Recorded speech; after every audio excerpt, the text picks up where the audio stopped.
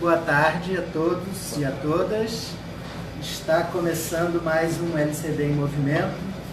Estivemos aí nesse último mês ausentes para entender o panorama político no período pós-eleitoral, então a gente ficou, talvez o público tenha estranhado alguma coisa, nossa ausência nesses últimos dias, mas agora que a poeira baixou, estamos aí de volta, firmes e fortes. E o tema de hoje é movimentos migratórios. Na verdade, assim, a questão que nos puxou para esse tema foi a questão dos refugiados, né? E mais especificamente o problema dos refugiados venezuelanos na fronteira com o Brasil. Mas como a gente gosta sempre de tentar entender essas questões do ponto de vista mais amplo, a gente resolveu chamar o nosso programa e tentar tratar ele desse ponto de vista mais amplo com o nome de movimentos migratórios. Então a ideia é que a gente tente compreender em grande escala os movimentos migratórios que estão ocorrendo hoje no mundo. Para isso, nós temos aqui a presença, eu queria desde já agradecer muito a presença de vocês, a professora da Faculdade de Educação do Programa de Pós-Graduação em Educação da UERJ, psicóloga. É de baixo, essa é a Ana que vai chegar. Ana Karina, que vai chegar. Falha aqui da produção, Ana Karina ainda vai chegar, mas ela já foi apresentada. Na verdade, essa aqui que eu me confundi é a Poliana Arantes. Isso.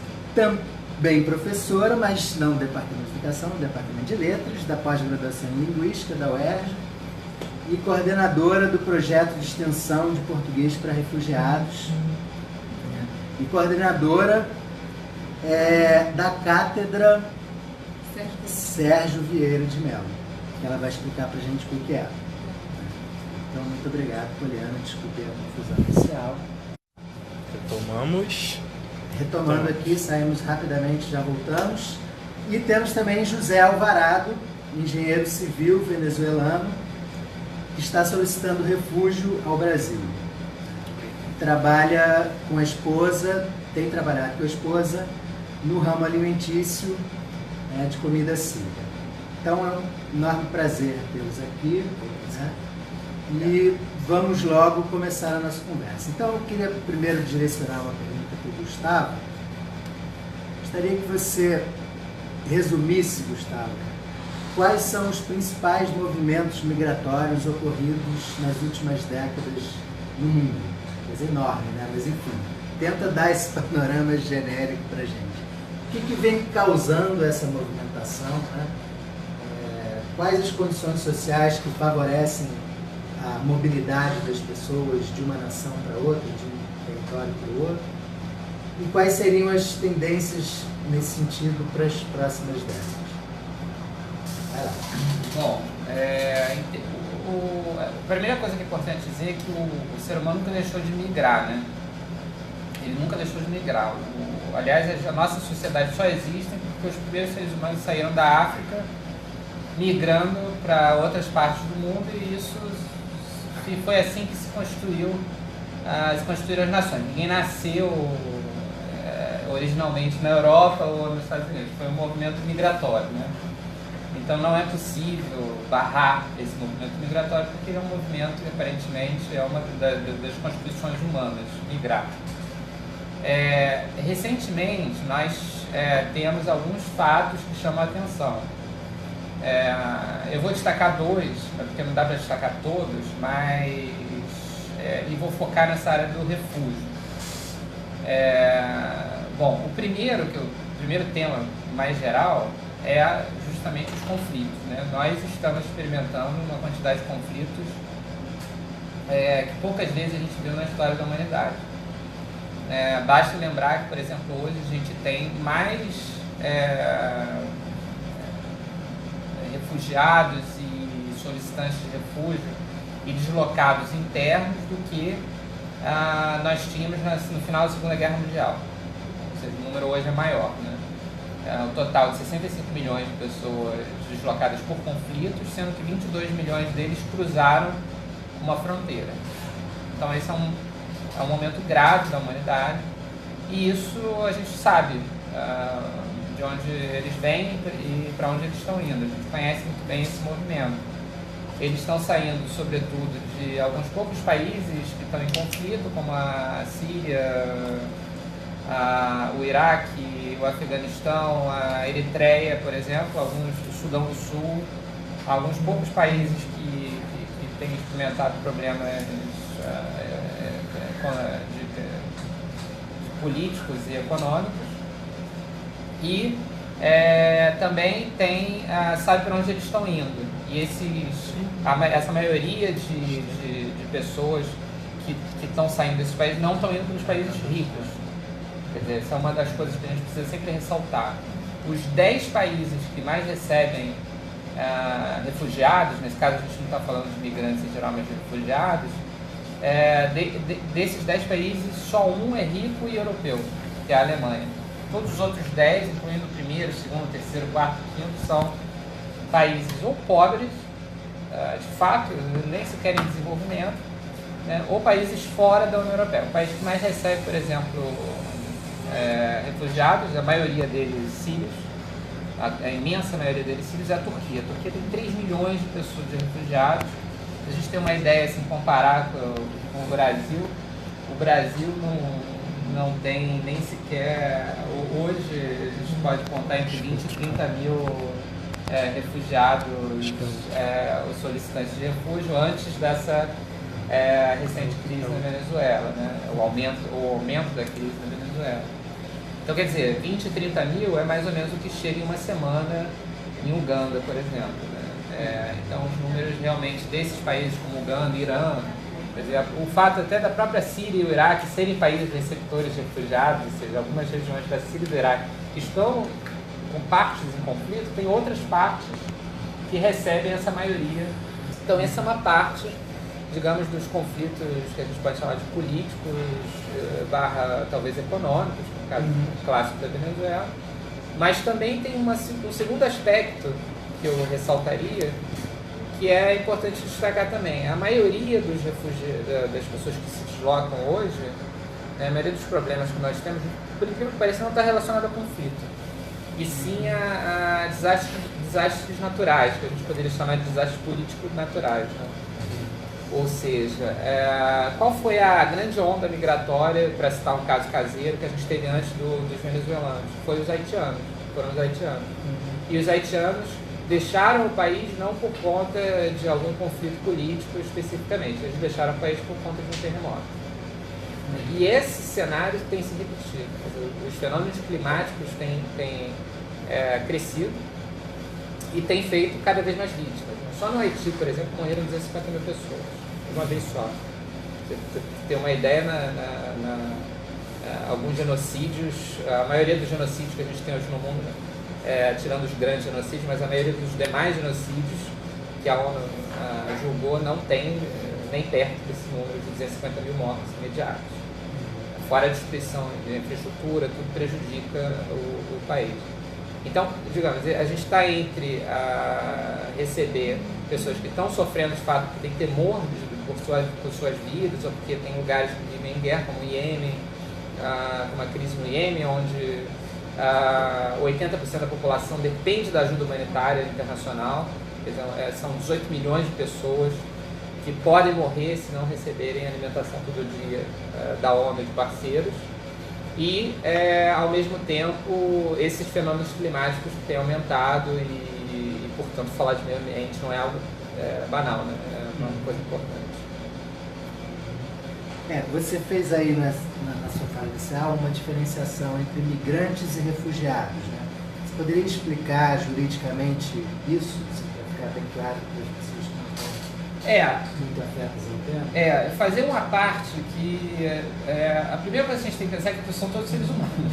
Quando a pessoa chega, você aqui está concordando comigo, né? Você é um ser humano, eu sou um ser humano, todo mundo é ser humano. Quando a gente chega tem que ultrapassar uma fronteira, por qualquer motivo que seja, mesmo que seja por desejo de melhorar a vida de forma geral, isso é algo que tem que ser respeitado. Porém, é importante a gente diferenciar entre refugiado e imigrante, mesmo que haja algum problema aí, mas é importante porque isso garante direitos. Né? A gente tem legislações que imediatamente quando você é reconhecido como refugiado, por exemplo, no Brasil, e como solicitante de refúgio, a legislação não faz essa diferenciação em termos de direitos, você passa a ter direito a uma carteira de trabalho, passa a ter direito à saúde, a ser atendido no posto de saúde, ou seja, você passa a ser, mesmo que não plenamente, mas um cidadão com diversos direitos.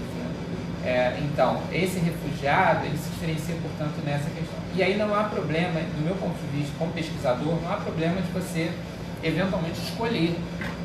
Por exemplo, se você chega num país e você avalia que é melhor você pedir uma moradia naquele país como migrante ou pedir como refugiado, esse é um direito que o cidadão tem de escolher qual é a melhor condição para ele. Né? Ele tem que usar a legislação a favor dele. Né? E isso acontece, efetivamente tem acontecido, essa avaliação que faz com que a pessoa seja protegida de uma forma ou de outra. Agora, juridicamente, claro, existe uma legislação internacional que no caso do Brasil e de muitos outros países, incorporada à Constituição ou à legislação ordinária, que é, por exemplo, o caso do refúgio. O Brasil tem uma lei muito boa dos anos 90, 97, se não me engano, que é a lei do refúgio, muito anterior a obviamente, a essa lei da migração atual, e que reconhece, portanto, e incorpora plenamente essa pessoa que tem fundado temor por viver no seu país, de se incorporar à vida nacional e de se adaptar, né, à vida cultural, nacional, social desse país.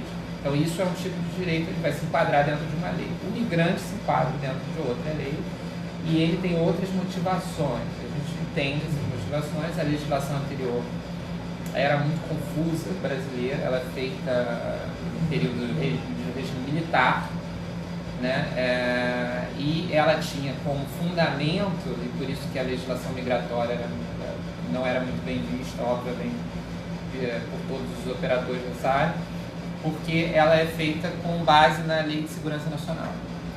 Então ela vê o estrangeiro um pouco como uma ameaça, né? O que rege a lei, e muito discricionário, ou seja, a Polícia Federal, muitas vezes, na ausência de uma legislação robusta e clara sobre o tema, ela acabava fazendo o que dava na cabeça dele, fundamentalmente era isso, que dava na cabeça da pessoa e eventualmente expulsava, inclusive, pessoas que estavam eventualmente garantidas pela legislação. Dou um exemplo claro em relação a isso: a legislação brasileira não permite que você expulse estrangeiros que foram pegos em situação análoga à escravidão. E isso aconteceu continuamente em alguns erros, entre aspas, da Polícia Federal, que é uma mentalidade de expulsão, de repatriação, e é inaceitável. Imagina que você, no caso dos peruanos e bolivianos que foram encontrados em São Paulo, em uma situação de escravidão, efetivamente, eu posso nem chamar de análoga à escravidão, trabalhando jornadas de 14, 16 horas, vivendo no local de trabalho, de modo insalubre e tudo mais. E essa pessoa, ao ser identificada como ilegal, entre aspas, né, indocumentada, ela é expulsa do país, mesmo tendo um direito violado. Isso é inaceitável, e é inaceitável pela legislação, mas como a legislação migratória não é rígida em relação a isso, eventualmente a Polícia Federal acaba errando e expulsando esses estrangeiros. Né? Então, conhecer essa legislação. Agora, o princípio geral já existe na Constituição. Você tem que tratar todos os cidadãos com dignidade. Esse princípio da dignidade é interessante no direito, porque eu não sou da área de direito, mas conheço bem, porque você pode, em tese, entrar com qualquer justificativa, qualquer processo, pedindo dignidade. Quer dizer, dignidade é um conceito etéreo e é para si mesmo. Se feriu a sua dignidade, você entende que feriu a sua dignidade, você pode, por direito, no direito brasileiro, pedir reparação, justiça e tudo mais. Então, essa diferenciação serve muito mais de proteção. Né? Sobretudo no Brasil, não há dúvida sobre isso. Se você se coloca como migrante e você se coloca como refugiado, não há dúvida que você merece proteção, por isso essa diferenciação. Tá.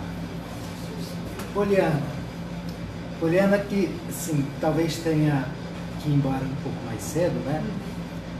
Então, queria, antes de voltar a palavra para o Gustavo, tem umas outras perguntas para fazer para ele, mas queria passar logo a palavra para a Poliana, pedir que ela falasse um pouco mais sobre a Cátedra Sérgio Vieira de Mello, enfim, o trabalho que a UERJ vem fazendo junto aos refugiados, que você está coordenando, enfim, fala um pouco sobre isso e sobre o público que nós estamos atendendo com isso, se você percebe essas motivações das pessoas que chegam, enfim, para dialogar com a fala do Gustavo. Certo. Então, uma boa tarde a todas e a todos, boa tarde a vocês, um prazer estar aqui hoje falando sobre uma questão tão importante, né, tão atual. Parabenizo aí por colocar em pauta um tema que a gente precisa muito discutir, precisa estar na pauta do dia mesmo, né? Sobretudo com os retrocessos que o mundo, né, o Brasil e o mundo têm vivido nesses momentos, né? Bom, então eu vou falar um pouco sobre essa questão, né, humanitária do refúgio, porque isso é essencial a gente entender. Primeiro, que não é uma crise dos refugiados, né? Porque isso normalmente trabalhar com esses sintagmas é muito importante. Eu sou da área de letras e do discurso, né? Trabalhar com esses sintagmas é importante porque eles acabam determinando sentidos e percepções da própria sociedade sobre isso. Não é uma crise de refugiados, é uma crise humanitária. São pessoas, são, como você mesmo falou, né? São seres humanos. Então não é um problema do refugiado, é um problema que atinge o mundo inteiro, né? E como nós estamos em rede, né? Os laços econômicos eles estão em rede, os laços políticos, né? Hoje você tem poucas empresas, poucas famílias dominando o mundo. Isso tem total relação com os conflitos políticos, né? Os conflitos econômicos que a gente tem vivido no mundo atual. Então entender que é uma crise humanitária, né? Eu acho que é essencial. Porque aí a gente consegue enxergar para o indivíduo, né? Enxergar para esse sujeito que está vindo para cá. E a outra questão muito importante também é que a gente só tem a ganhar com esse deslocamento, né? Por exemplo, a gente atende no nosso curso de extensão aqui na UERJ, desde 2014, uma população muito grande de congoleses, que são invisibilizados pela mídia, né? Porque chegam ao Brasil, conhecem o racismo, né? Não estão em pauta na mídia. No Congo você tem um conflito, né, de mais de 25 anos se instaurando por conta do coltan, né, que é um material, mineral que está no nosso celular, que está no nosso computador, e se tem interesses políticos, econômicos da manutenção de um conflito que não tem um governo estável, justamente para se explorar, né, de forma devastadora um território sem domínio, né? Então isso está na mídia, né? Está na grande mídia, né? Isso a gente conseguiu ter contato a esses discursos através do contato dessas pessoas aqui. Então, assim, a África é uma extensão enorme que a gente pode aprender muito, né? Os nossos refugiados, alunos aqui congoleses, eles vêm de realidades multilingües, eles falam 9 línguas. É uma coisa que pra gente, né, para brasileiros, assim, é algo inédito, né? Até porque a gente tem políticas linguísticas que fomentam o monolinguismo e apagam as outras línguas, né? As línguas indígenas, quilombolas, né? Então eu acho que a gente tem muito a ganhar com essa presença do outro que vem de uma outra realidade, né, cultural. E sobre, então, o atendimento que a gente faz aqui, ele começou efetivamente, institucionalmente, em 2014. A gente tem uma parceria com a Caritas, né, que é uma organização não governamental, que por sua vez está ligada ao Acnur, né, ao Comissariado para Refugiados das Nações Unidas. E eles, então, procuraram a UERJ, procuraram o Departamento de Educação de Jovens e Adultos, justamente para a gente atuar numa supervisão do material didático que estava sendo utilizado no curso. Por quê? Porque se tratava exatamente dessas pessoas que chegavam como migrantes. E eles não são, né, migrantes, eles precisam de aprender a língua para ter acesso a direito.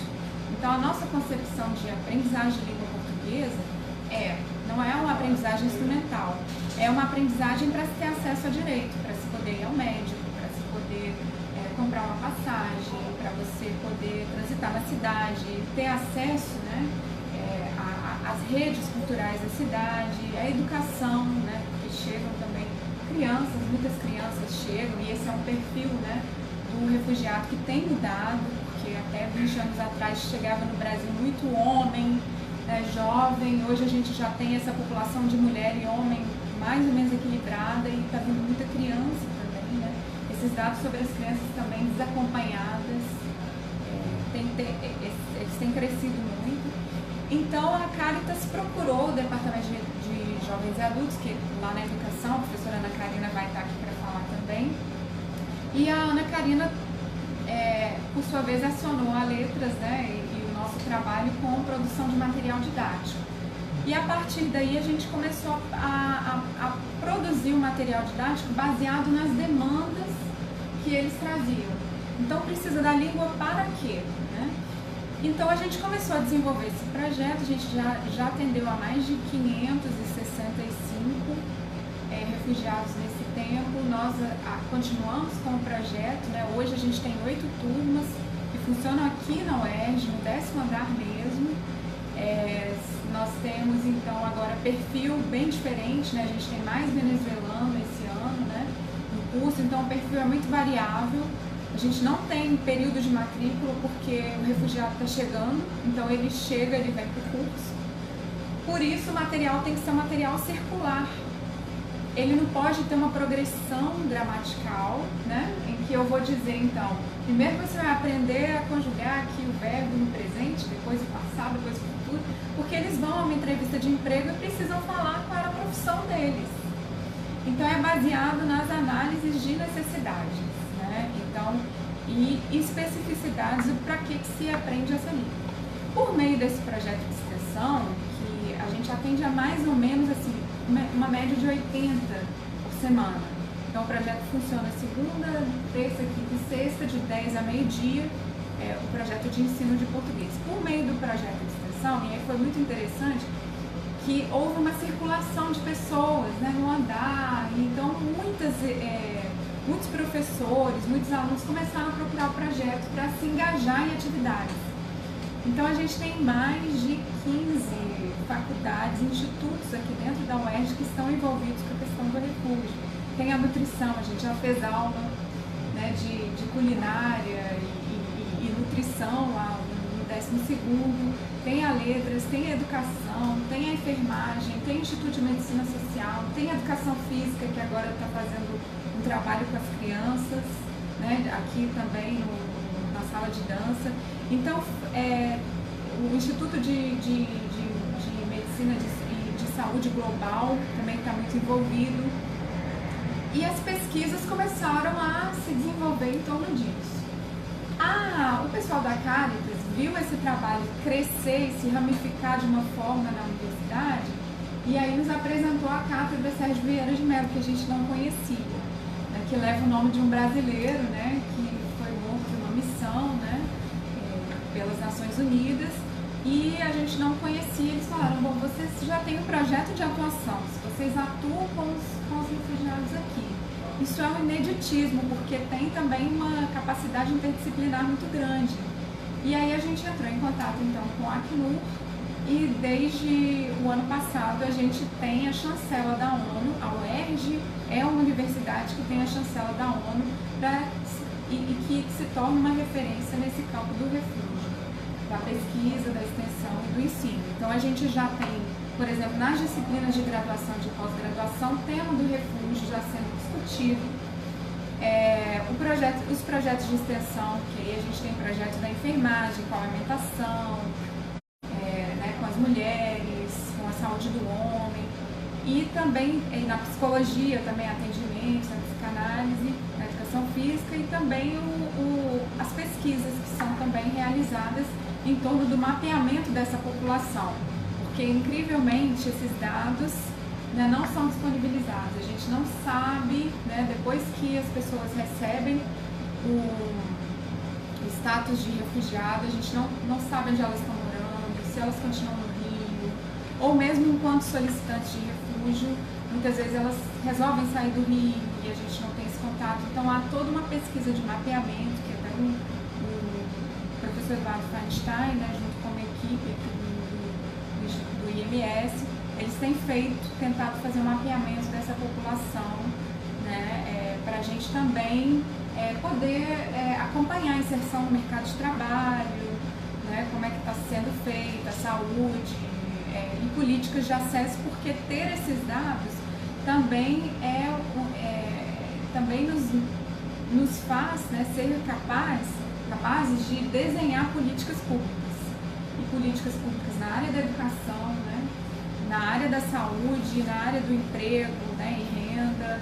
Então esse é o nosso, assim, a gente está encaminhando agora o projeto para essa etapa. A gente até pediu agora, recentemente, entramos no edital, né, das estaduais, da FAPERJ, para ver se a gente consegue implementar de modo mais institucionalizado isso, porque assim, a UERJ tem dado todo o apoio para a gente, a reitoria é super simpática ao projeto, a vice-reitoria, né, a sub-reitoria de graduação, de extensão, elas estão assim, super de acordo com o desenvolvimento desse projeto e esses refugiados são muito bem-vindos aqui na UERJ.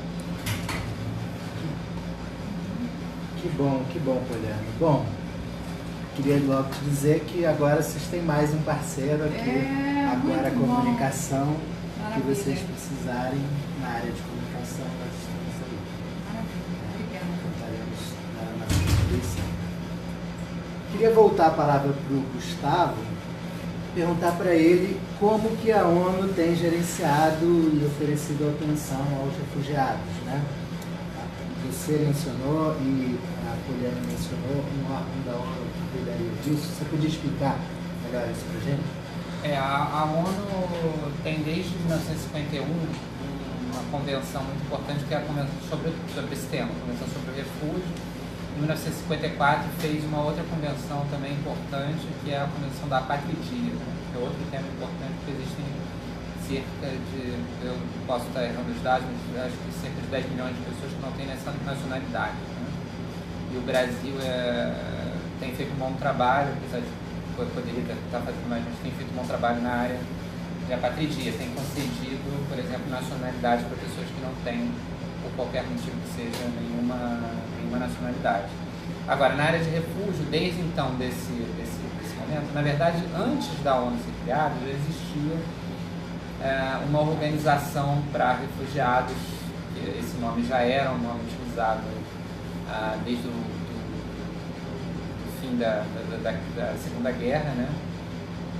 E começou a efetivamente ser muito utilizado por conta, inclusive aqui no Brasil, da chegada cada vez maior de europeus buscando refúgio. E aí, desde então, tem uma agência que se chama Agência das Nações Unidas, Alto Comissariado das Nações Unidas para Refugiados, uma agência de refugiados que se chama Acnur. E o Acnur, ele dá todo tipo de apoio em conjunto com os países para aplicar a lei, né? Ou seja, muitas vezes a gente tem problemas com essa aplicação da lei, justamente porque os países interpretam as leis, já que, por exemplo, o fundamento, a grande questão de você receber ou não um refugiado está na expressão mágica fundado temor, né? E esse fundado temor precisa ser fundado e precisa ter alguém que interpreta se há, portanto, fundamento ou não, e os Estados podem interpretar de forma mais solidária ou menos solidária, conforme a gente está observando o debate. Aliás, sobre isso, justamente, eu ressalto isso que a Poliana falou, eu vou mais longe, não existe crise de refugiado. As crises humanitárias, a gente está acostumado a elas durante todo o século XIX e XX. Hoje, o que existe fundamentalmente é uma crise de solidariedade. Quer dizer, a gente está passando por uma crise de solidariedade grave no mundo, em que países da Europa estão fechando, não todos, mas alguns países da Europa estão fechando suas fronteiras, portanto, criando um cemitério a céu aberto, o maior cemitério a céu aberto que existe hoje no mundo, se chama Mar Mediterrâneo. Isso tem a ver com o fechamento de fronteira, são estados promovendo políticas que matam. Agora, uma ameaça que nós temos nos Estados Unidos, justamente até se falou em alvejar os migrantes com armas, atirando em migrantes, algo absolutamente absurdo, contrário ao direito internacional e até mesmo ao direito nacional dos Estados Unidos. Existe uma disputa muito grande nos Estados Unidos sobre isso, inclusive na justiça de lá. Portanto, o que a ONU pode fazer é estar dentro dos países e explicar a lei, e fazer uma pressão para que a lei seja cumprida. Isso varia de país para país, porque o Estado tem o Estado membro da ONU e do Acnur, ele tem uma responsabilidade primária, né? Ou seja, a ONU não é um governo mundial. Essa é a grande questão que eu acho que às vezes existe muita confusão. A ONU dá apoio aos países e às vezes critica, obviamente, quando há algo evidentemente errado, mas a soberania é do país. E é importante dizer que essa soberania também tem que ser levada em conta, junto com essa soberania, o fato de que o país, muitas vezes, ratificou um tratado, assinou e, portanto, incorporou ele na Constituição. Então, o Brasil, por lei, não só internacional, mas por lei nacional, precisa respeitar o direito dos refugiados. Isso não é da ordem da solidariedade. Isso é uma obrigação legal também. Claro que a solidariedade é necessária, mas é uma obrigação legal. E aí, fazer uma parte interessante aqui, que é justamente isso. Assim, existem muitos países na Europa, ao contrário do que eu disse, quando esse refugiado consegue chegar à Europa, existem muitos países que recebem com amplo apoio do poder público. Então, existem centros de refugiados do governo nacional, existem apoio educacional dado diretamente com apoio direto do governo, dos governos ou estaduais. Por exemplo, na Alemanha isso é muito comum, os governos regionais, eles é que dão esse curso com amplo apoio. É claro que os profissionais todos são universitários, são de institutos, de faculdades, mas quem paga por esse curso é o Estado alemão, ou pelos governos locais ou pelo governo federal. E no Brasil nós temos uma situação um pouco diferente. A legislação é muito boa, permite, na maior parte das vezes, que o refugiado entre, mas a partir do momento que ele entrou, o apoio cessa. Existe um apoio, uma bolsa, que não é suficiente para solicitante ou refugiado, ela é absolutamente necessária. Mas é uma ajuda, claro, melhor do que nada, claro. Mas, além dessa bolsa, existiriam outras ações possíveis, ações de moradia, ações de educação. Por exemplo, a questão desse curso. E esse curso é uma das coisas mais importantes que existe no apoio ao refugiado e é dado não pelo governo, é dado pela universidade, que em todo o Brasil tem sido extremamente solidária, dando inclusive vagas ociosas para refugiados e imigrantes em situação vulnerável e tudo mais, mas também pela sociedade civil, muitas vezes pela igreja. Quer dizer, a Caritas é uma organização não governamental ligada à Igreja Católica, e isso se repete em vários lugares do Brasil. Quer dizer, aquela igreja de base que está muitas vezes recebendo, de forma inclusive até laica, né? Fazendo um trabalho técnico, não é o caso da Caritas, eu posso afirmar isso.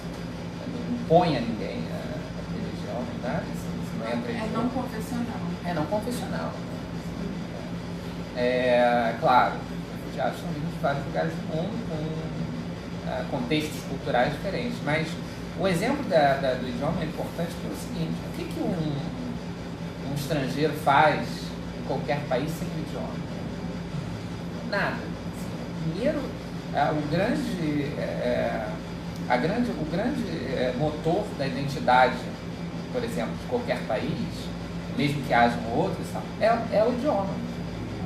Né? Então, e aí eu tenho duas iniciativas que eu acho fantásticas, que além de trazer essa integração, né, elas trazem também essa riqueza cultural, essa riqueza da diversidade cultural, que é algo que mal ou bem caracteriza o Brasil. Mesmo que seja invisibilizada, se tenta invisibilizar essa diversidade cultural na mídia de uma forma geral, né, tratando o Brasil como católico, por exemplo, como branco, mas ela continua lá, né, ou seja, o Brasil é um país multicultural, queiram ou não. Né. E aí 2 iniciativas me chamam a atenção por serem, acho que, estratégicas. O meu curso de português para estrangeiros, que é algo, digamos, muito mais importante do ponto de vista prático, né? E aí tem a questão do emprego, a questão de você se integrar à sociedade. E o outro é o contrário.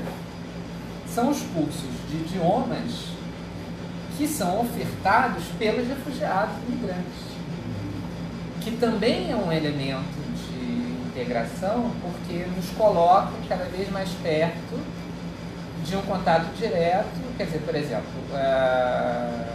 não sei se o Rossetti deve estar acostumado com esse contexto cultural, mas é muito triste que o Brasil, por exemplo, fincado no meio da América Latina, prefira claramente o ensino do inglês, mesmo que o inglês seja fundamental, mas a gente meio que o espanhol deixado de lado, né? E isso é muito ruim para a nossa integração regional, né? No fundo, o brasileiro, tal como um pouco o europeu funciona, né? Quer dizer, o europeu, se ele nasce na França, ele vai saber falar um pouquinho de francês, de alemão, ele já sabe inglês, talvez fale um pouco de holandês, ele está ali no meio, espanhol. Quer dizer, o sujeito está muito perto de vários lugares e ele, às vezes, por conta disso, acaba falando 4 ou 5 idiomas porque tem esse contato. O brasileiro tinha que ter obrigação de falar o inglês e o espanhol. Tinha que ser uma política linguística, né? Tinha que ser uma... Exatamente. Aí eu não vou falar sobre isso porque... Não sozinho, né? Claro. Tem que ser respaldado por uma política. É claro, a política pública não é algo voluntarista, né? Ou seja, a política pública permeia. Mas para mim, essas 2 iniciativas, né, que é uma de lá de cá, primeiro que também esse professor de idiomas estrangeiros para o brasileiro, ele ganha emprego também. Ele ganha uma vivência profissional.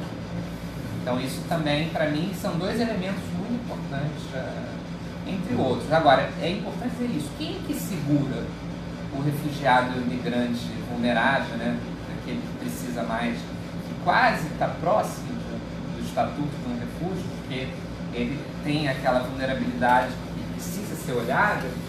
Quem é que segura no Brasil essas pessoas? É a sociedade civil e as universidades no que elas podem fazer. Fundamentalmente, quem recebe, por exemplo, o refugiado no Rio de Janeiro é a Caritas.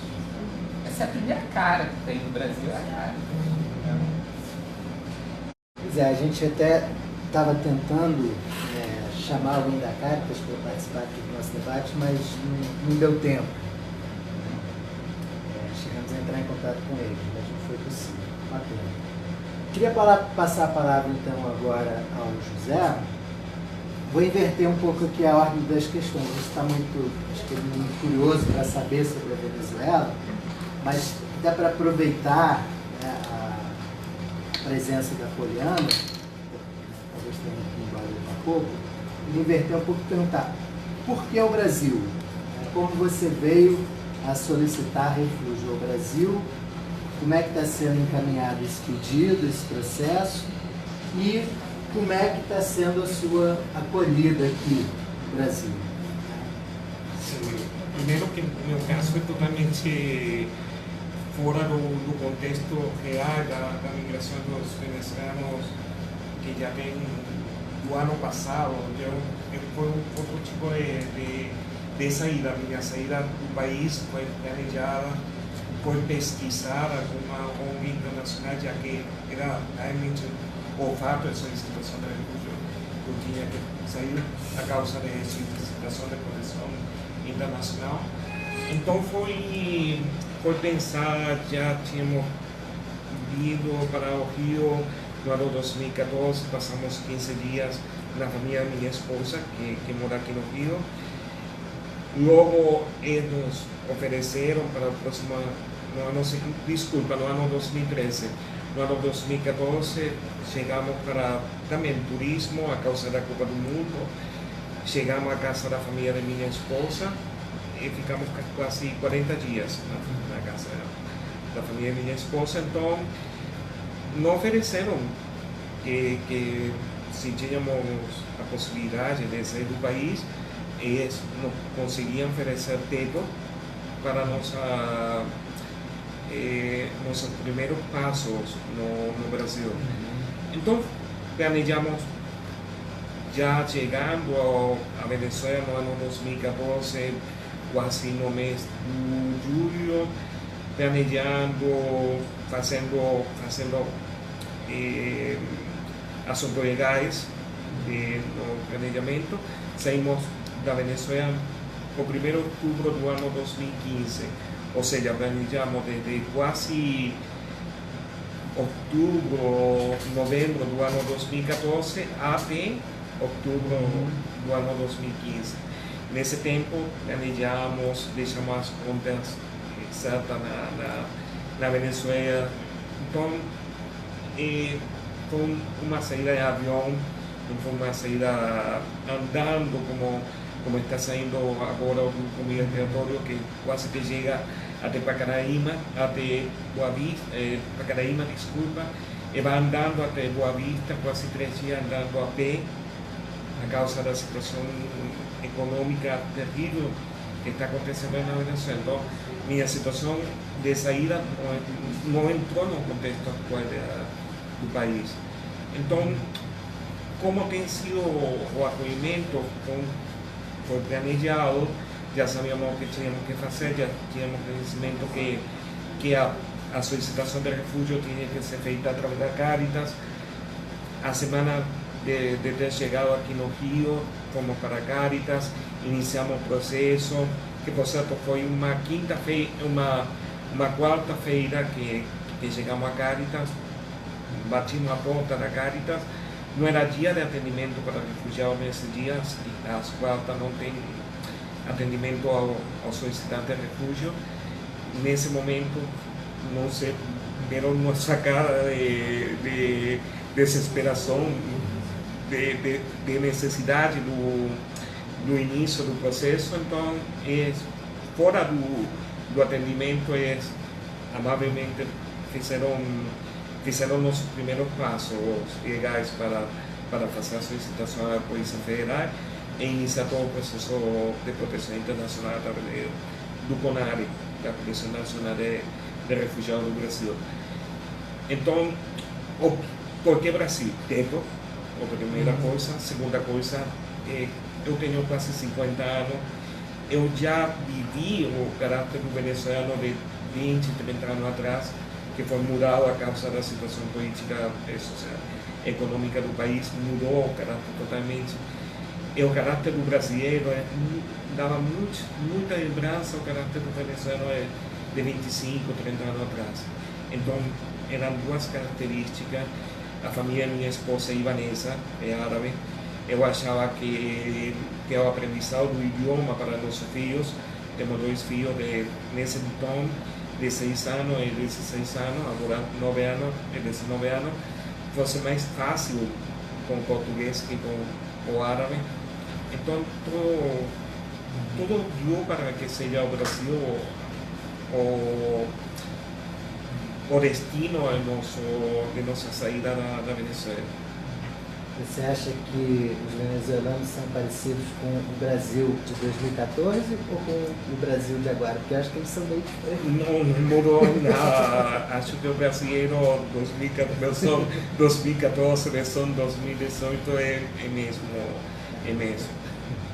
Então, é muito diferente que infelizmente do venezuelano de 20, 15 anos atrás, que mudou totalmente o caráter. Eu acho que, por exemplo, você conhece solicitante de refúgio da África, o contexto político, as situações difíceis que eles estamos passando forma um caráter que não é tem uma diferença no caráter com o brasileiro muito grande, igual que o venezuelano. Tem tantas situações difíceis que já estão acontecendo, que já tem passado, por exemplo, durar 3 semanas sem comida na casa, fazer fila quase 3 horas, 5 horas, sem ter certeza se você vai conseguir a comida, levar a comida para a sua casa. São coisas o que acontece na fila. Você está fazendo uma fila por 5 horas e o caráter fica turbio, fica duro, fica difícil. Então, repite essa fila dia tras dia, meses, anos tras anos, muda totalmente o caráter. É impossível que não seja assim. Tá. Mas, então você deu entrada no processo há 2 anos, né, em 2015, e de lá para cá, como é que tem sido? Assim? O que aconteceu nesse processo? Você já tem uma resposta? Você já enfim? No processo está em avaliação da Comissão Nacional de Refugiados. Já acho que, obviamente, a Comissão Nacional de Refugiados tinha um grupo de funcionários para um grupo de migrações, vamos falar de normais, de um fluxo migratório normais entre países. Nunca acho que a quantidade de funcionários, a instituição, que é a CUNARE, nunca previu um fluxo migratório enorme, seja de congoleses, seja de haitianos, de venezuelanos. Então, os processos ficaram em espera. Meu processo já entrou na entrevista o que falou Gustavo do reconhecimento de temores fundados para não ter que voltar à Venezuela. Então, já a entrevista foi feita quase um mês, um pouco atrás. A comissão fala que em 2 meses já tem uma resposta. Então, o processo está andando, com obviamente a demora pela quantidade de funcionários que estão recebendo solicitações de refúgio, que tem que fazer a avaliação de cada caso, porque, como falou Gustavo, cada temor fundado é uma palavra muito importante, porque tem que ser demonstrado à Comissão Nacional, porque você não precisa da proteção internacional, é porque você não é migrante na categoria normal, na categoria padrão, senão você porque é solicitante de uma solicitação de proteção internacional. E aí você está argumentando o que para mostrar que seria difícil você voltar? Não foi um caso político, não foi um caso caso de extorsão, grupo criminoso, processo de extorsão, 3 anos, quase 9 anos nesse processo. Então, situações que obviamente não dava para ficar no país.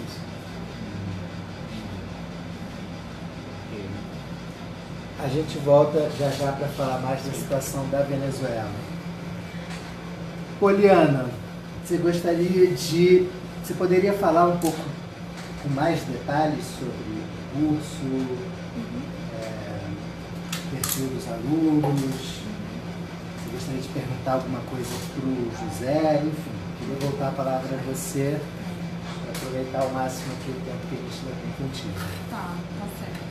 Bom, então, o curso de extensão, como eu já havia falado, né, anteriormente, ele é bem pautado em uma análise de especificidades, né? Para que, então, que este aluno, esta aluna, né, precisa da língua portuguesa no Rio de Janeiro, e ele é também situado localmente, né? E aí a gente faz, então, um levantamento dessas demandas, né, de quais as situações que eles estão precisando de usar a língua, né, para se apresentar. Houve casos, por exemplo, na época da Copa no mundo, né, que essa região aqui ficava muito policiada, que alguns refugiados congoleses queriam então que a gente treinasse com eles uma abordagem, ou como é que eles se apresentariam para a polícia. Isso também era uma questão, né? Como se apresentar, né, para a polícia. E o que dizer, né? Ou para o cidadão comum. Como é que eu vou explicar o que é refugiado para um cidadão comum? Porque nos lugares onde eles moram, né, que é a região metropolitana do Rio de Janeiro, né? Então, Gramacho, né? Então são locais muito distantes daqui, Brasília, tem uma comunidade grande também. Então eles sentiam a necessidade também de explicar qual é a situação deles, né, nessa língua, de fazer uma matrícula da criança na escola, de ir ao médico explicar o que está sentindo, né? Como é que ele recebe o atendimento, como é que ele faz a carteirinha do SUS. Então, todos esses materiais, eles se tornaram materiais didáticos. A ficha de inscrição do SUS é um material didático, porque aí a gente faz esse preenchimento da ficha. Ou, por exemplo, um texto de apresentação, um currículo, formação de currículo é um material didático. Então, a gente faz uma aula de elaboração de currículo. Onde é que eu procuro emprego? Né? Quais são os locais para procurar emprego? E como é que existem algumas nuances importantes também para as mulheres, né?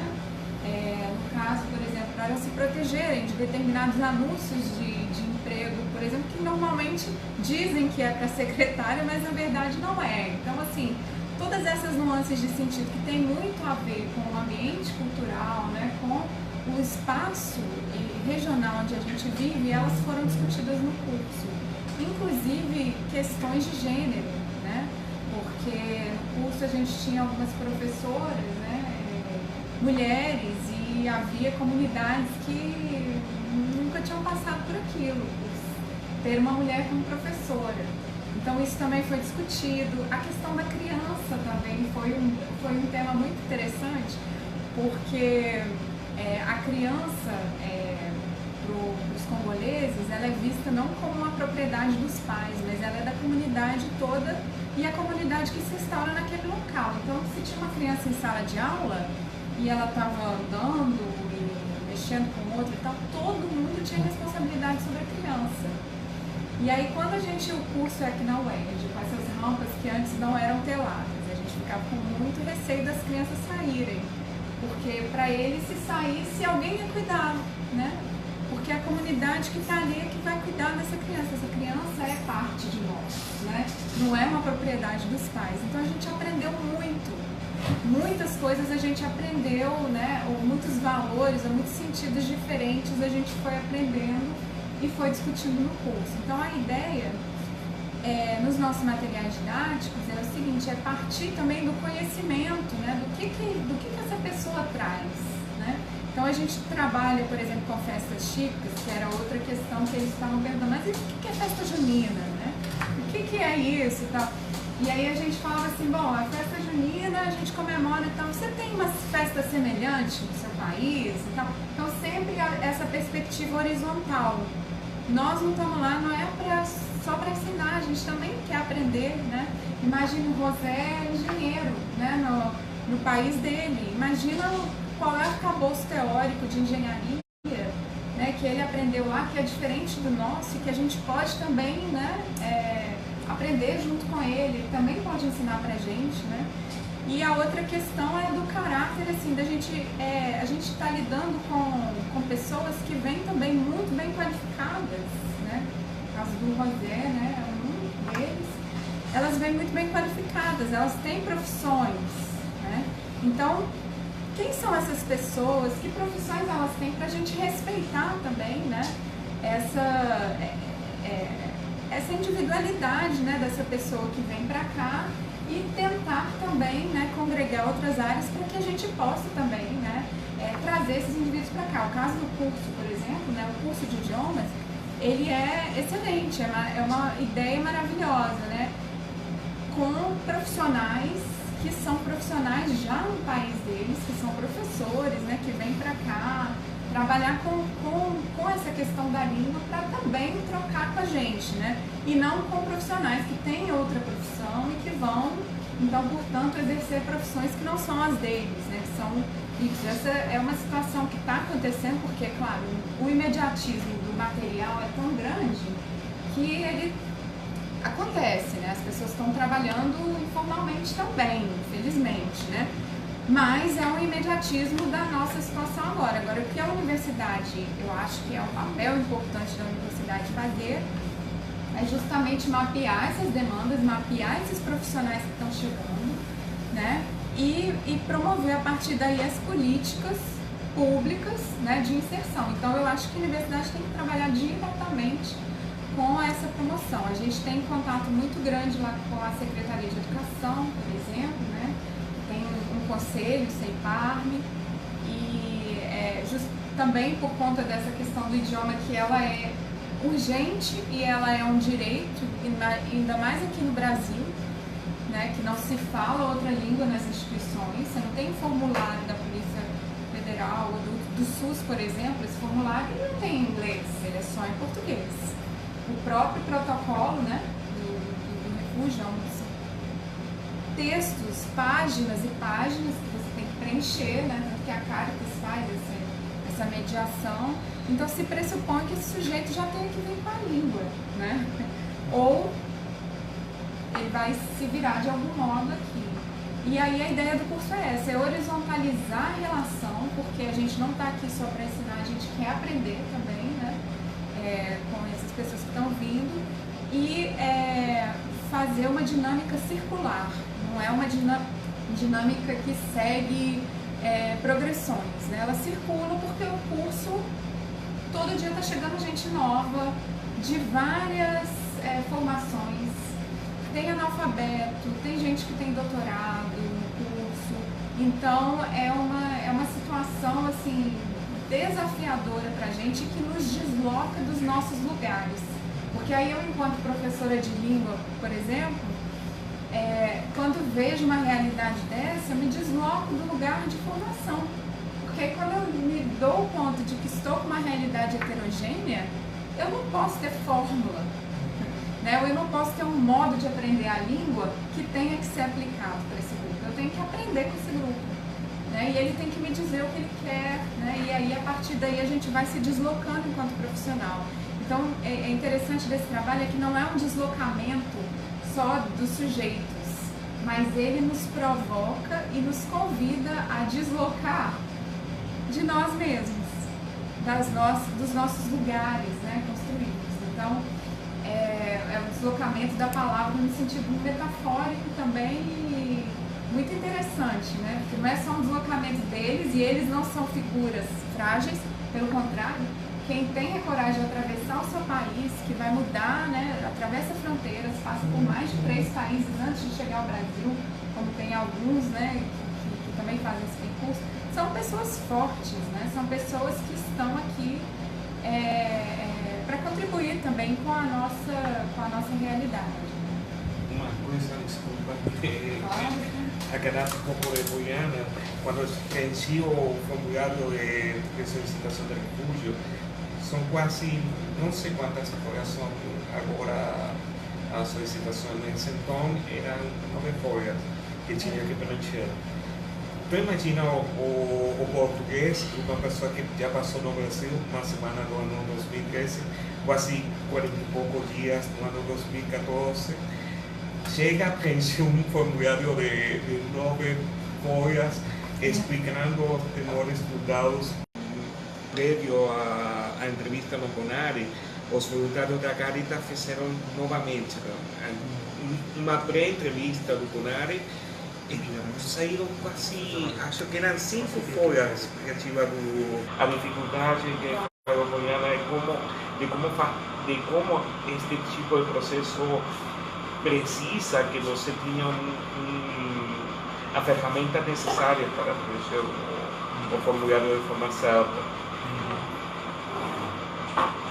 Só mostra a importância do trabalho da Poliana, né? Já ressaltado pelo Ela estava perguntando que se eu fiz um curso em português, finalizando o mês de outubro, chegou o 1º de outubro, quase finalizando o mês de outubro, comecei com meu filho mais novo, ele durou só 1 hora, nesse momento não tinha voluntário para criança, e com meu filho mais velho, que queria começar já no início do seguinte ano, fazer a sequência com o ensino português, ensino médio português. Então, fizemos quase o meu povo. Entraram as férias de dezembro.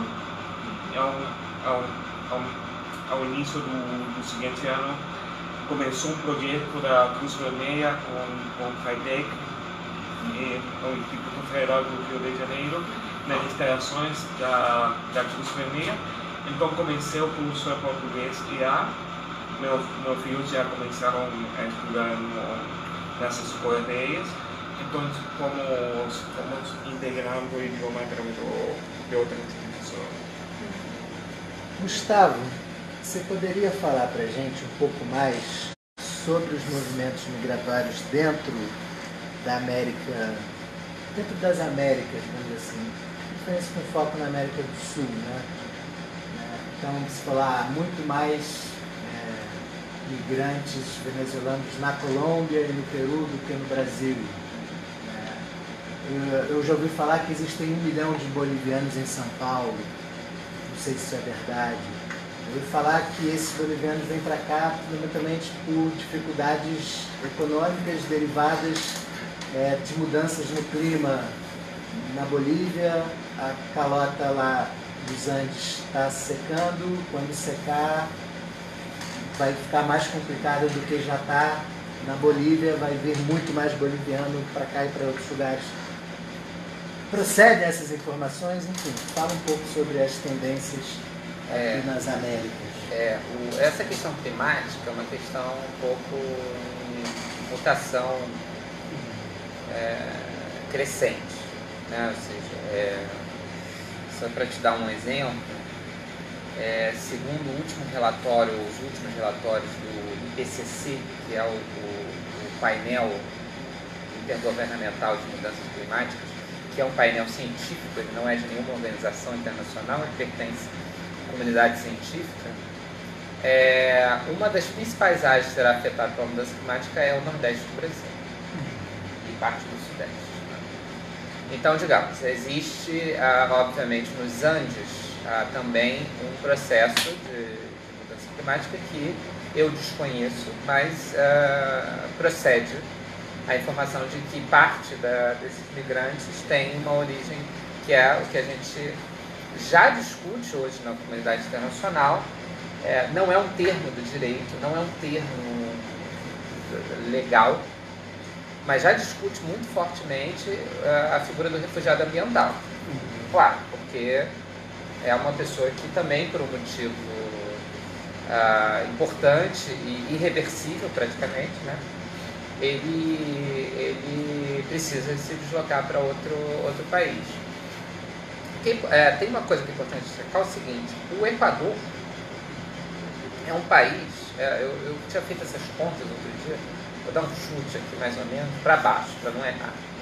O Equador é um país que é cerca de 15 vezes menor, 20 vezes menor do que o Brasil. E, no entanto, curiosamente, é um país que recebe 10, 15, 20 vezes mais refugiados do que o Brasil. Quer dizer, a relação inversa.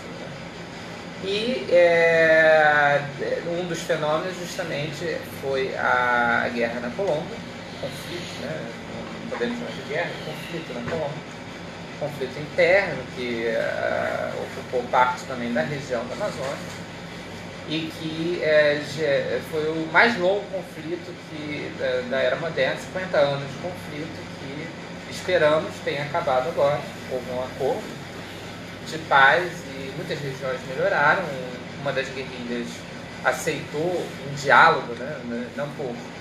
não por mais matança, mas por diálogo político, aceitou se tornar um partido político, e mostrando que a diplomacia é uma solução, né? Ou seja, quando você envolve mais guerra, isso talvez torne perene a situação de conflito, e quando você envolve diplomacia,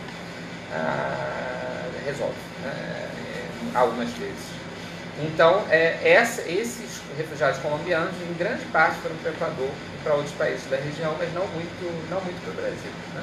O Brasil tem uma quantidade grande de colombianos, Isso é verificado, inclusive, no Rio de Janeiro, em São Paulo, em outros lugares. Mas, claramente, não é, por exemplo, a crise da Síria, logo no início, já imediatamente virou esse número de refugiados, aumentou para ser o maior número de refugiados eram os sírios, imediatamente, por conta da crise na Síria, já passando os colombianos. O conflito antiquíssimo da República Democrática do Congo também tem feito que muitos congoleses, como foi destacado, inclusive em situação de perseguição de gênero, perseguição sexual, violência sexual da mulher.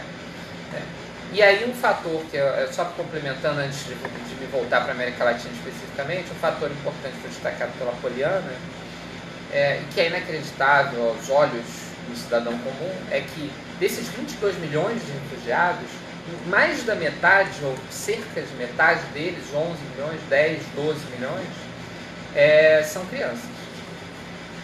Ou seja, e isso quando eu tive a oportunidade de ir a alguns campos de refugiados, foi campo de refugiado na Grécia, na Turquia, em Istambul não tinha um campo de refugiado, mas tinham bairros com muitos sírios. E quando você visita o campo de refugiado na Itália, você vê as crianças, né? Você vê que metade é criança. Isso é visível.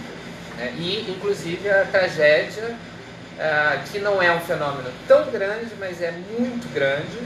Percentualmente ele não é grande, mas ele é grande demais para a nossa humanidade, que é a tragédia das crianças desacompanhadas. Essas crianças que não têm um responsável direto e nem um parente. Como é que elas conseguem? Elas vão com esse senso de comunidade, foi falado pela Poliana. Ou seja, uma criança não pode ser abandonada. Em muitas culturas, a nossa, que se diz solidária, não é tanto assim, a gente não conhece isso. Por exemplo, a filosofia do Ubuntu, africana, o Ubuntu é uma filosofia muito óbvia. Eu visitei agora, por exemplo, a África do Sul, que fala 11 idiomas oficialmente, tá? São 11 idiomas oficiais. E a filosofia do Ubuntu, mesmo num país que acabou de sair de uma selvageria, que foi o apartheid, né, pouquíssimo tempo atrás, mas é uma filosofia entre, sobretudo, as culturas tradicionais africanas, óbvia. Quer dizer, você não pode ser sem que o outro também seja. Você precisa, para a sua própria sobrevivência, da sobrevivência digna do outro. Então isso funciona muito para as crianças também. Desculpa, um fato que está acontecendo agora, bom, já tem um tempo acontecendo a crise humanitária na Venezuela, é ventas de crianças, ventas de neném. Que acontece também no movimento migratório massivo no mundo,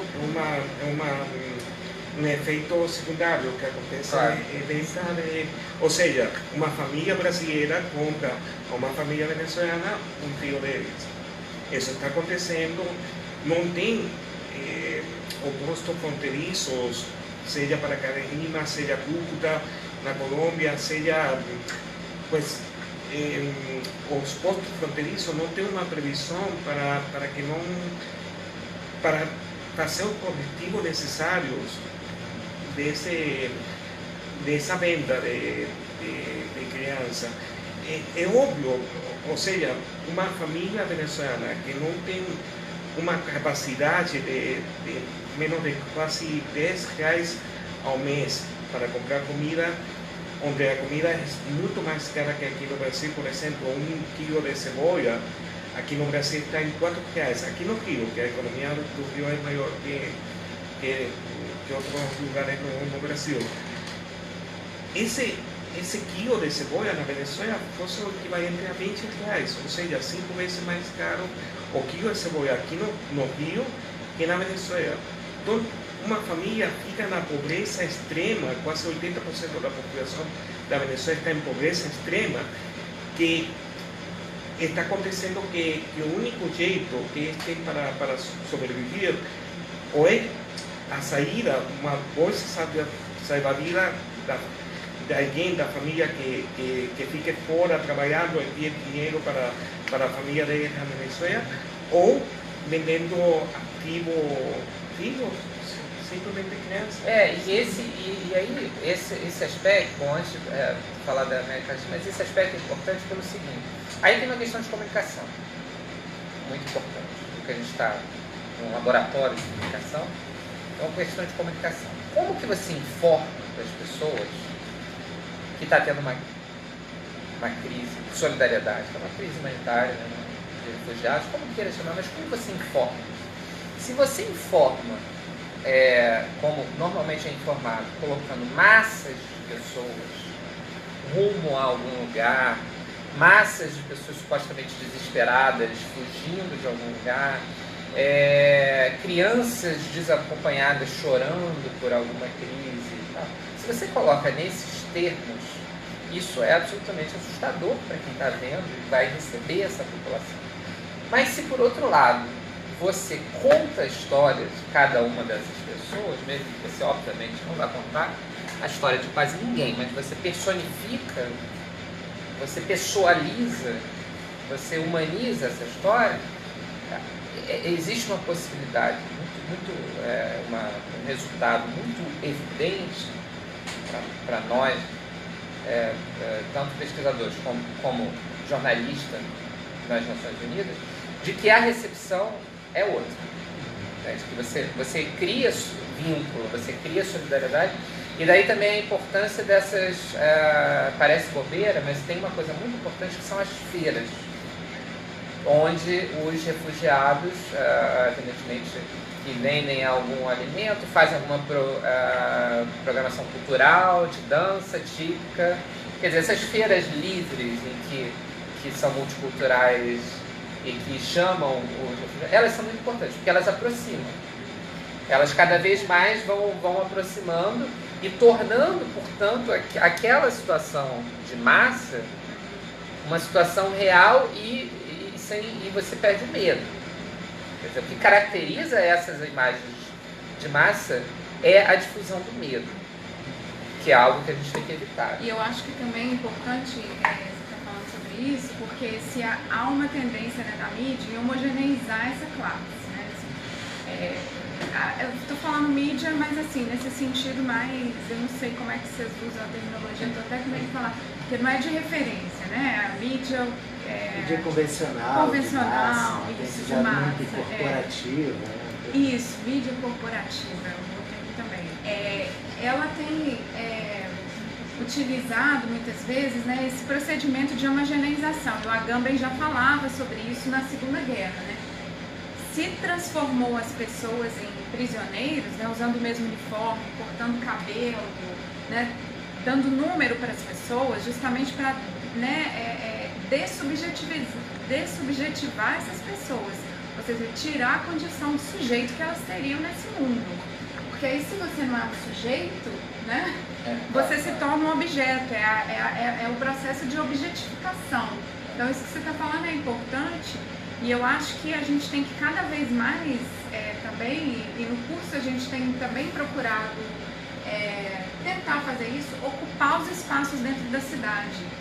Claro. Porque aí fica-se, né, os refugiados eles estão muito na periferia, ou eles estão em locais muito fechados, então a gente precisa trazer esses refugiados para ocuparem a cidade, para irem à cidade, a ir à praia, ir aos lugares que normalmente não se tem essas presenças, e irem enquanto pessoas presentes, né, com seus trabalhos, se o trabalho for artesão, se for pintor, se trabalhar com gastronomia, né, ocupar esses espaços é importante, porque eu acho que a gente vai ter um trabalho que é de micropolítica, assim, a partir de agora, nesse cenário de retrocesso que a gente tem vivido. Então a questão da informação, ela vai, talvez a gente não tenha a mídia corporativa trabalhando com essas questões como a gente queria, né? A gente não teve tanto, acho que agora então, não sei, eu acho que a gente não vai ter. A grande... Então eu acho que o trabalho é esse, é micropolítico, né? É ocupar esses espaços, as pessoas perceberem essa relação, conversar, chegar mais perto, né? Agora, o grande... Desculpa, pode falar.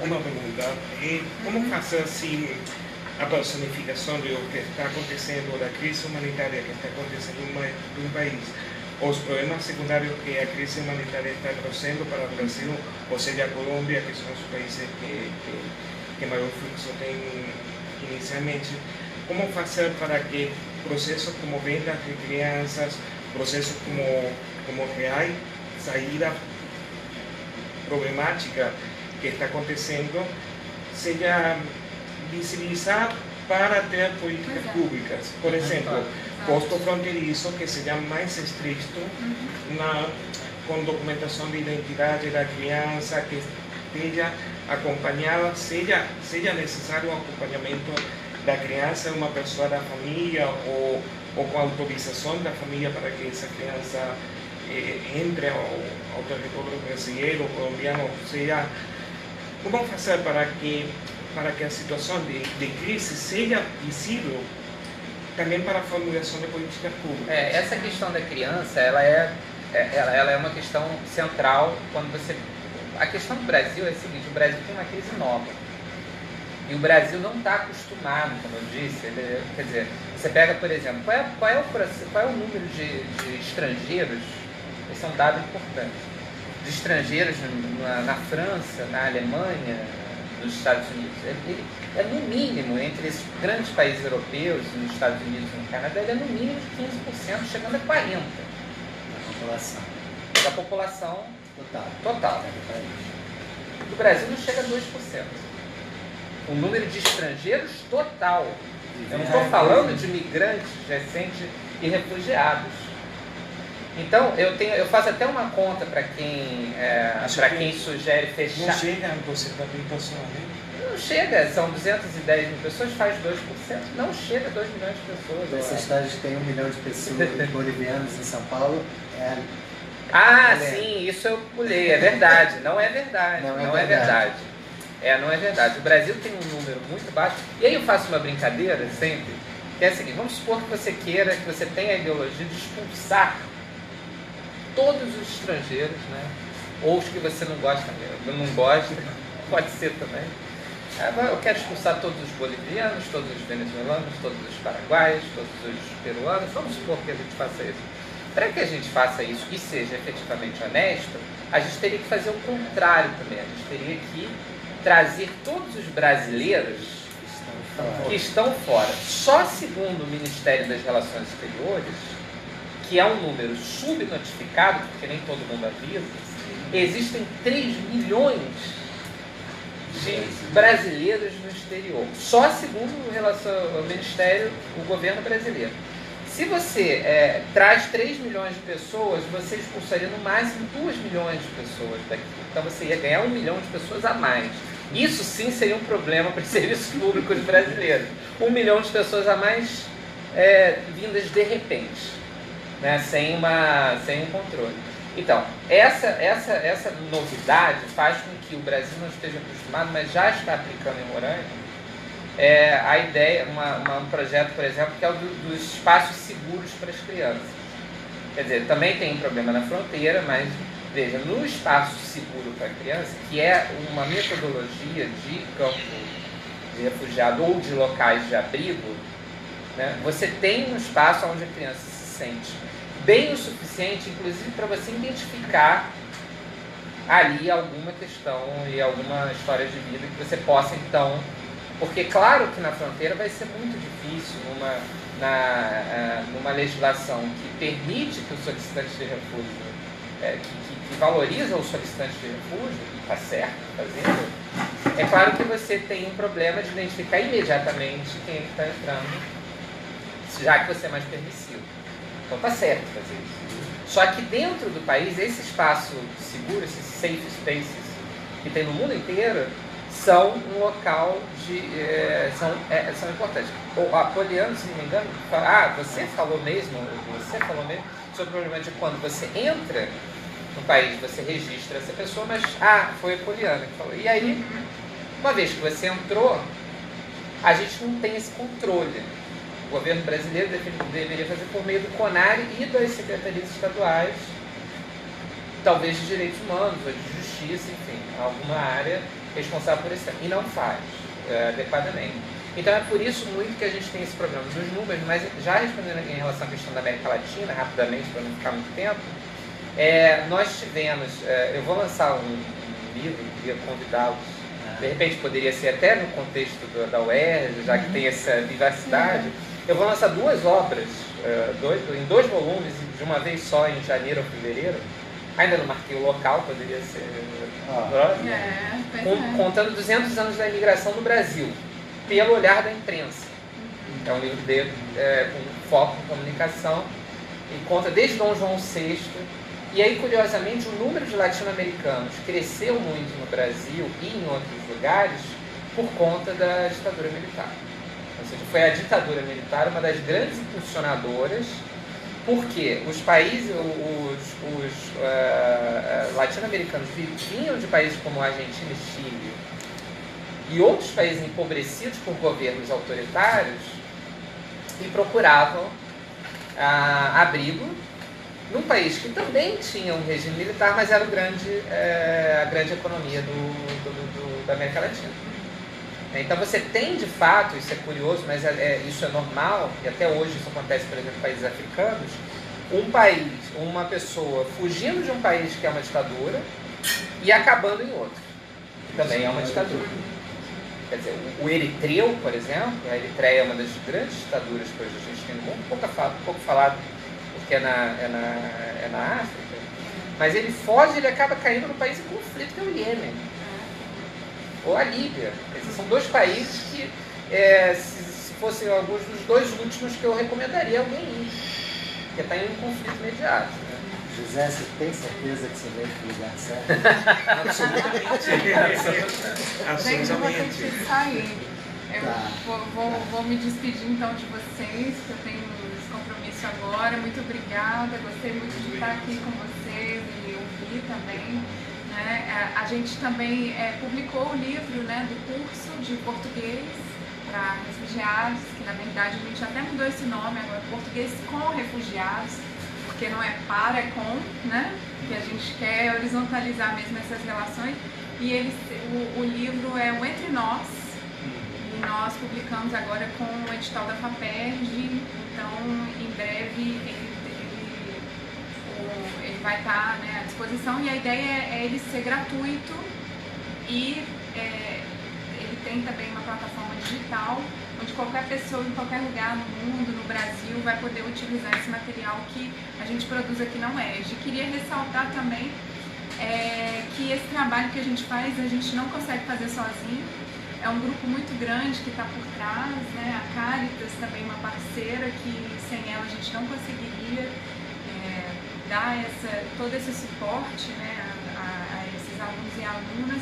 E também a nossa administração central aqui na UERJ, o Instituto de Psicologia que cede as salas também para que a gente tenha um curso aqui, né, os outros departamentos e institutos e faculdades que estão também no projeto, educação física, INES, a nutrição, a educação. Então, assim, é um trabalho mesmo de rede, e eu acho que é o que a gente vai precisar nos próximos anos, né, que a gente atue em rede.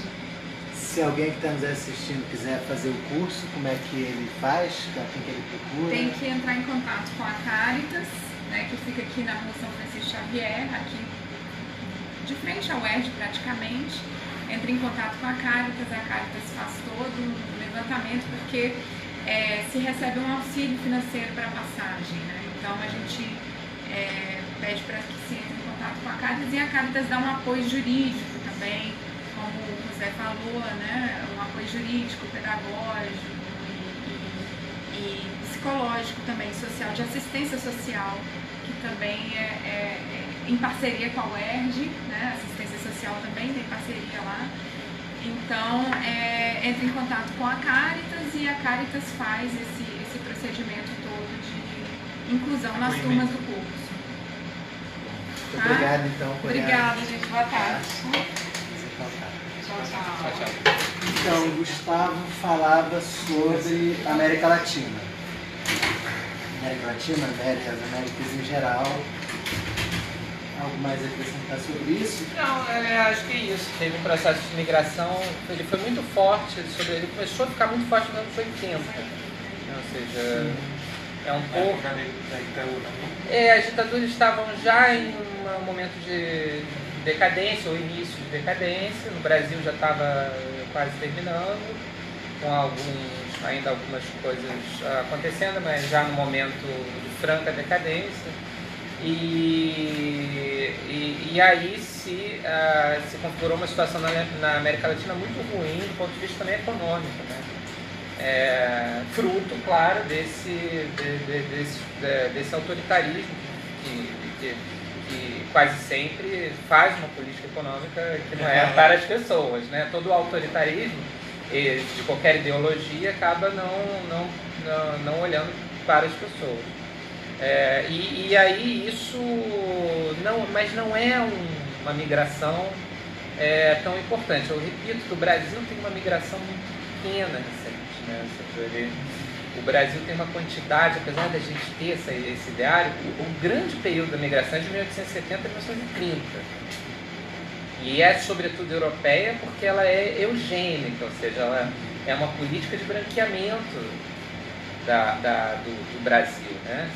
São europeus, eu tenho até um pedaço de um edital que eu publico nesse livro, que é muito interessante, que eles chamam europeus para ocupar as lavouras do Brasil e depois, no momento, eles passam a restringir os europeus do Sul. Ou seja, eles querem só, de fato, exposto em edital, excluindo os europeus das Ilhas Canárias, de Açores, daquela região de Portugal, Espanha, e passam a selecionar da Itália, do sul da Itália, e passam a selecionar pelos europeus do centro da Itália e do norte da Itália. Nossa. Quer dizer, o branqueamento brasileiro vai mais longe que muitos, né? Não apenas europeus eram aceitos. A gente tem várias provas de que esses editais eram publicados. Basta dizer que em 1892, no Brasil, para quem os estrangeiros acham que o Brasil é um país da democracia racial, né?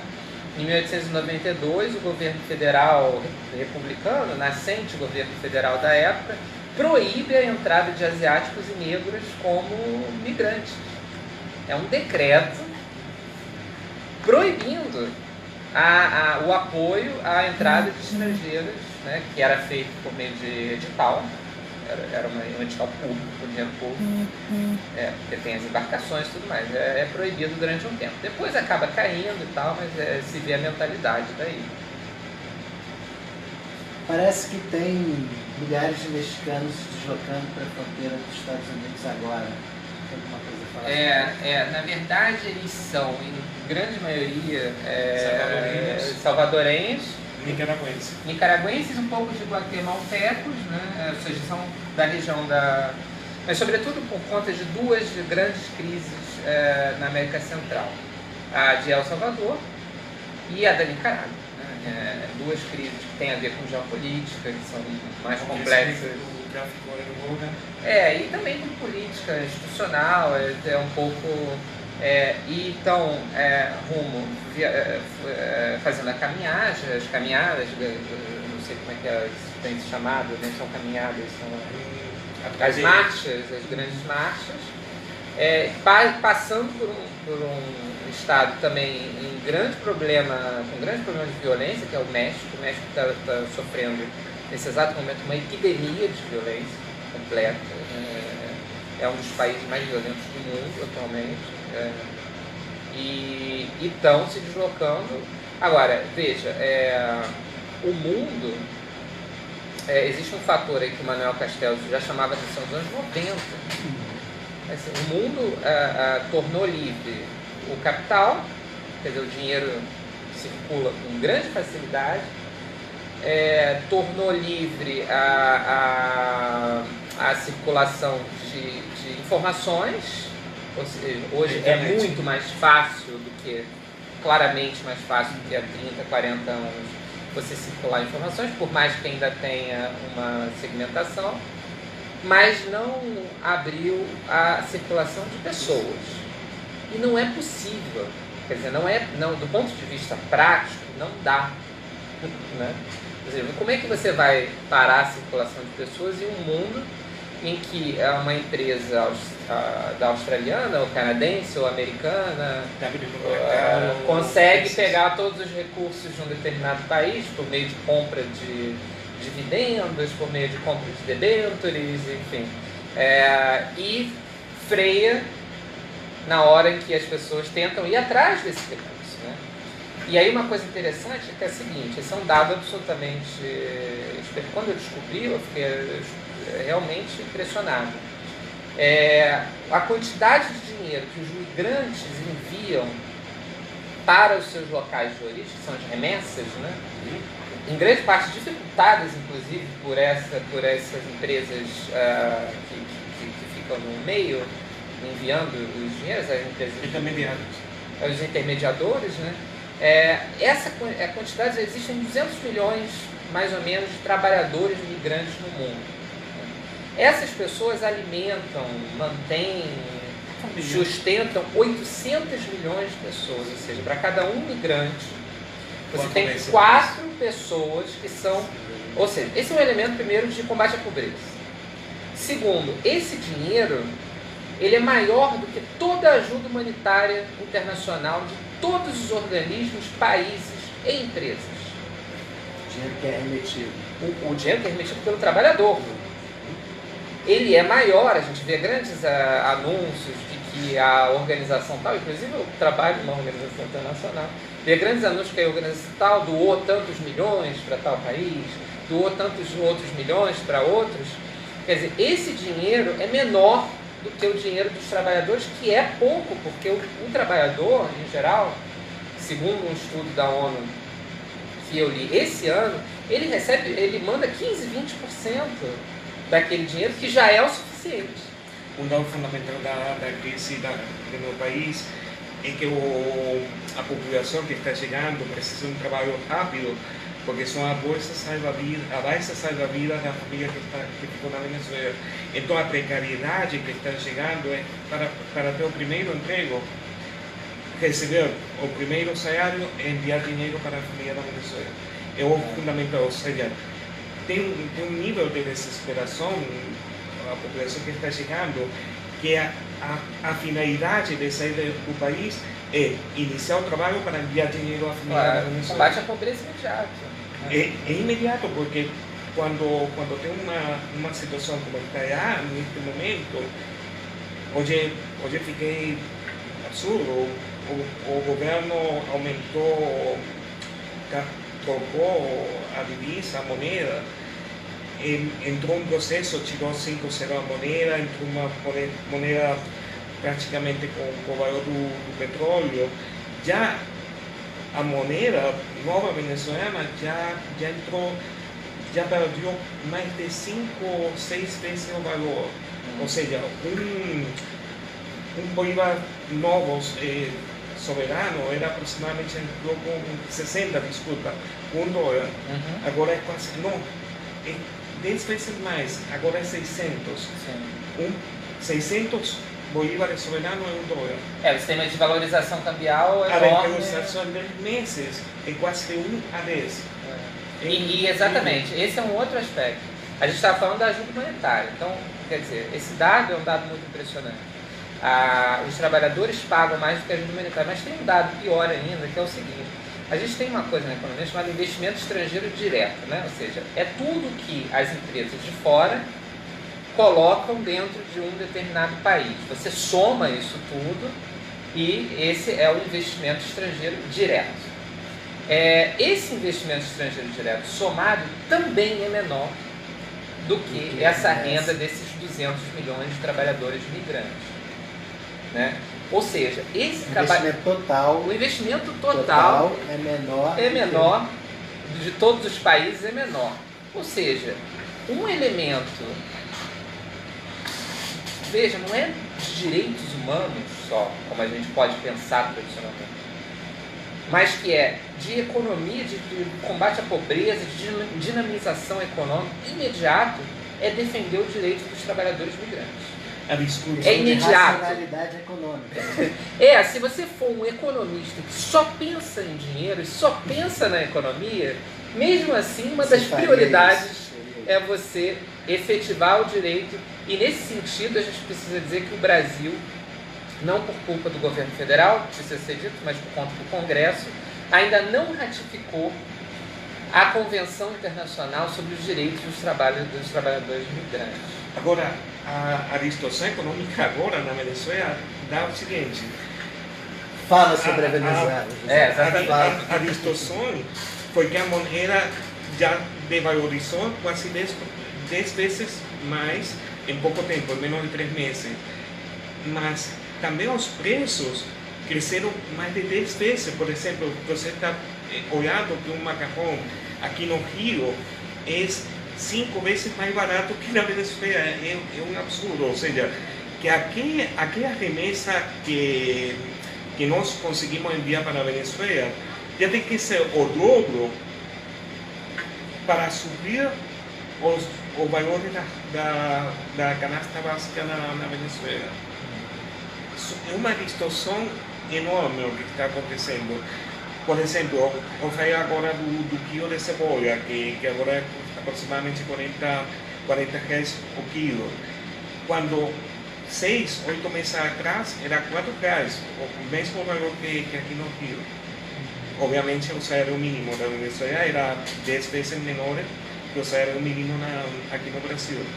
Então, toda essa distorção está fazendo que o crescimento da faixa de pobreza extrema, o crescimento seja exponencial, seja um crescimento maior do previsto. Cada dia a quantidade de pobreza que está criando Venezuela é maior que 6 meses atrás. Imagina que há um ano atrás ou que 2 anos atrás. É uma faixa que está crescendo uma velocidade que tem que ser corrigida de algum jeito. Mas, infelizmente, não temos essa possibilidade. Desde que fosse complicado, sim, você explicar para a gente aqui que você atribui se chegar a esse ponto.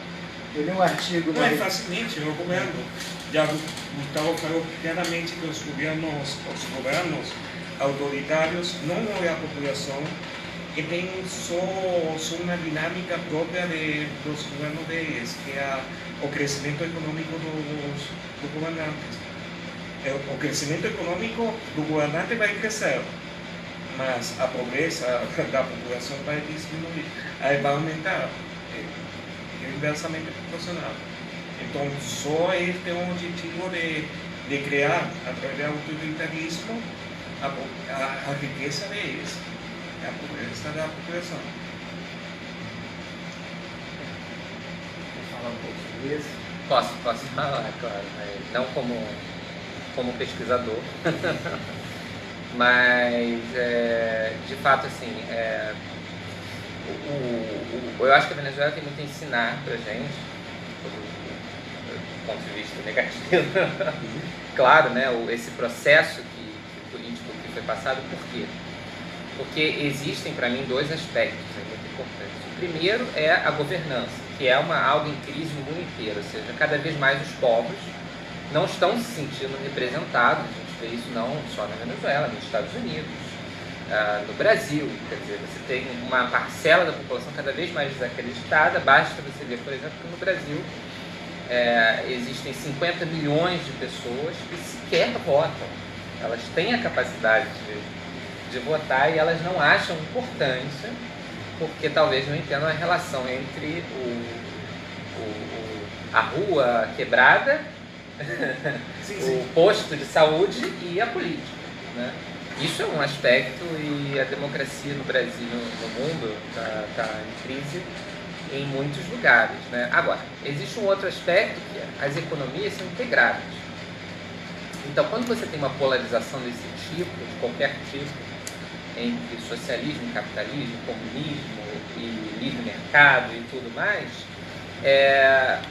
os países, isso a gente viu em vários momentos da história econômica mundial, eles podem muito bem promover, isso já reconhecido por alguns especialistas independentes das Nações Unidas, uma guerra econômica contra o país, né?